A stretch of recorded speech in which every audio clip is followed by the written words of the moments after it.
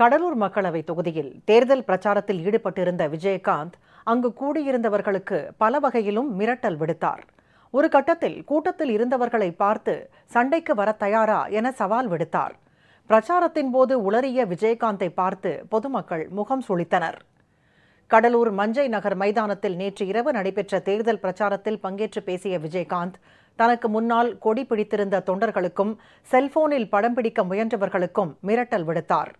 ஒரு கட்டத்தில் கூட்டத்தினரை பார்த்து ஒண்டிக்கு ஒண்டி வர தயாரா என்றும் விஜயகாந்த் சவால் விடுத்தார்.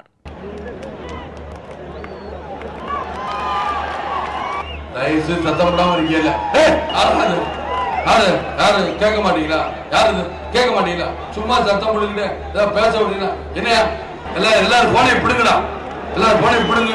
அப்ப அமைதியாரு சொல்லிக்கிட்டே இருக்கு.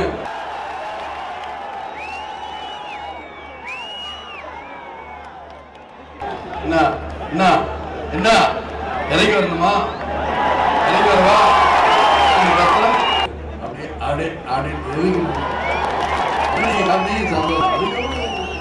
விஜயகாந்தின் உளறல் பேச்சை கேட்டு அங்கு வந்திருந்த பொதுமக்கள் முகம் சுளித்தனர்.